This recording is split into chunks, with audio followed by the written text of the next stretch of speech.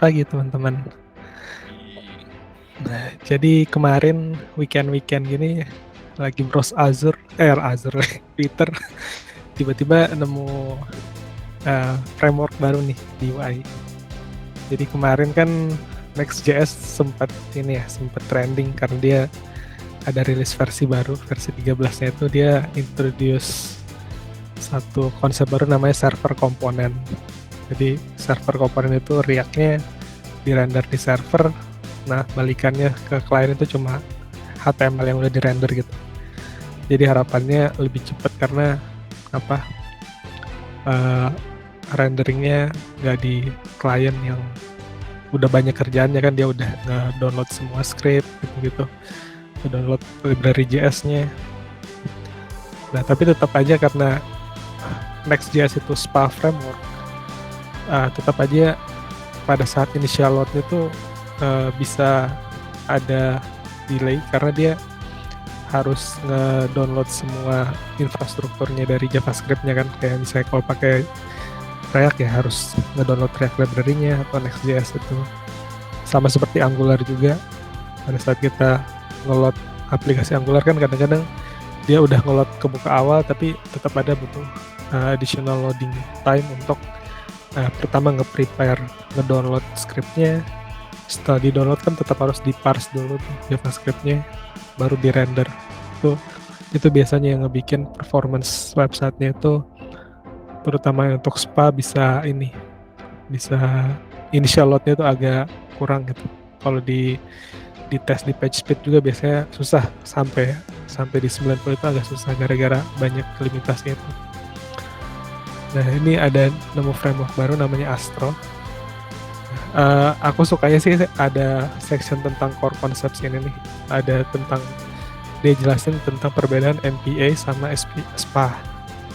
Jadi kalau MPA itu sebenarnya mirip-mirip kayak yang lama, framework lama gitulah, kayak ASP.NET Pages atau Rails, Ruby on Rails, ASP.NET MVC, WordPress. Pokoknya kan semuanya emang by default tuh di render di server, terus sampai ke klien ya udah HTML yang jadi gitu.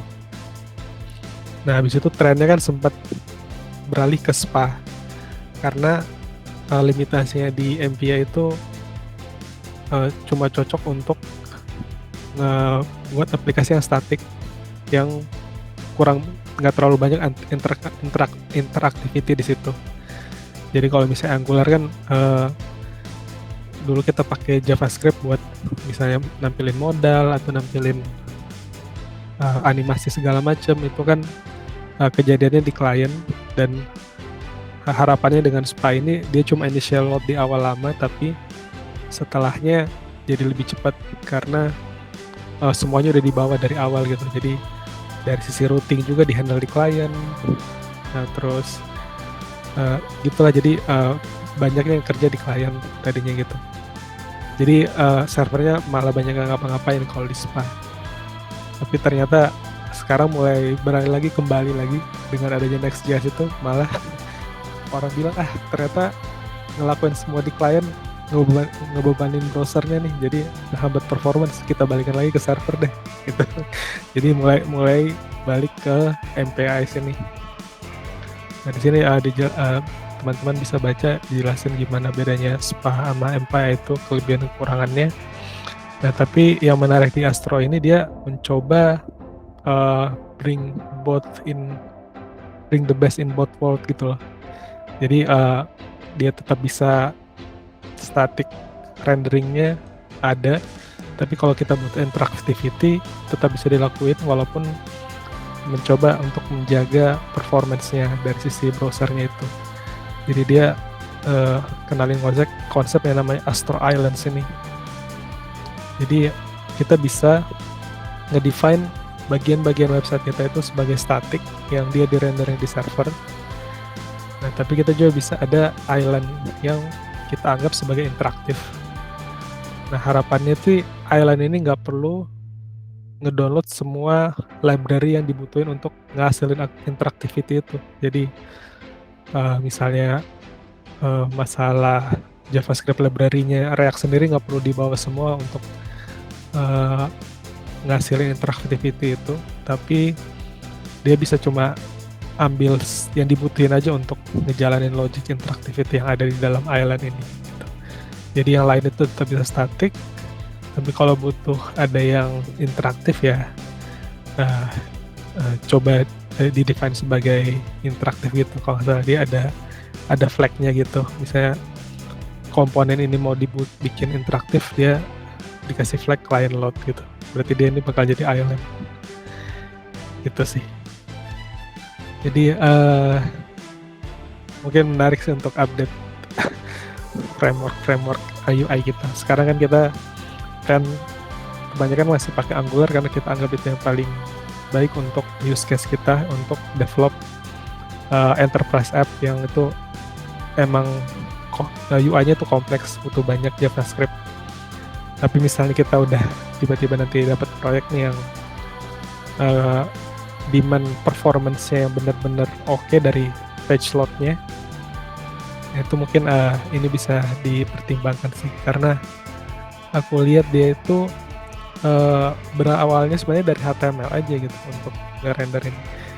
Nah, untuk ngerender masing-masing yang interaktifnya ini, karena dia di island terpisah, bisa jadi nih misalnya ini pakai React, ininya misalnya pakai framework lain kayak Svelte kalau nggak salah namanya, atau ada berapa banyak lah dia support framework di UI itu, ada React, Svelte, Vue gitu. Jadi karena dia pakai konsep island ini, jadi mirip-mirip kayak micro UI ya. Jadi ini kayak framework untuk nge-host micro UI itu, karena dia parent yang handle parentnya untuk semua ngeorganisasiin island ini. Dan sebenarnya untuk pakai ini nggak harus pakai JavaScript, bisa jadi misalnya butuh sesuatu yang stylingnya misalnya nggak perlu pakai CSS, bisa jadi pakai Markdown gitu sih. Aku lihat lumayan dinamis ya, menarik untuk dicoba. Misalnya ada waktu senggang weekend pengen belajar new framework, mungkin ini bisa dicoba. Itu aja sih dari aku. Mungkin dari teman-teman ada interesting comment. Menarik Brain. Jadi apa ya, micro front end ya tadi. Micro front end. Jadi emang trennya sih, emang aku juga ngelihatnya beberapa tahun terakhir kok, dari SPA banyak yang balik lagi ke server side rendering seperti itu trennya. Terus tren yang selanjutnya ya ini micro front end. Dan di kita pun di Polyrific juga makin banyak gitu loh requirement kok yang ngarahnya ke situ gitu ya, di project-project kita gitu. Kita mau bikin modular tapi kebenturnya lagi-lagi di UI-nya yang nggak kurang bisa modular gitu ya. Kalau service-nya sih sudah oke gitu di backend-nya, tapi kok ketika kita bicara tentang UI semuanya harus monolit lagi gitu, gede lagi gitu. Iya. Harus Angular satu framework besar yang ngikutin itu. Nah itu bisa jadi sih, ya bisa dipertimbangkan. Bisa nanti. Pak. Jadi Astro ini kayak kombinasi dari MPA dengan SPA gitu atau bagaimana ya? By default dia tuh MPA, tapi untuk kalau misalnya pengalamannya pakai MPA kayak Azure kayak ASP.NET Pages tuh, tetap aja kan kita butuh client interactivity ya. Nah kemarin itu di contohnya GoWandering itu kita pakai jQuery, tapi jQuery itu walaupun ya gitu, maintainnya itu susah lah pokoknya jQuery itu, karena dia DOM-nya kepisah banget sama logic JavaScript-nya. Nah jadi untuk ngehandle yang masalah kalau butuh interaktif itu, dia ngenalin konsep Astro Island ini. Jadi by default itu dia MPA, jadi dia loadingnya satu page ini dari server semua.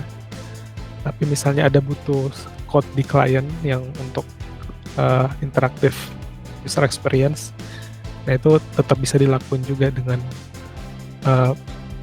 konsep Island ini. Jadi nanti misalnya ada komponen yang butuh interaktif, kalau nggak salah dia tinggal tambahin client load ini.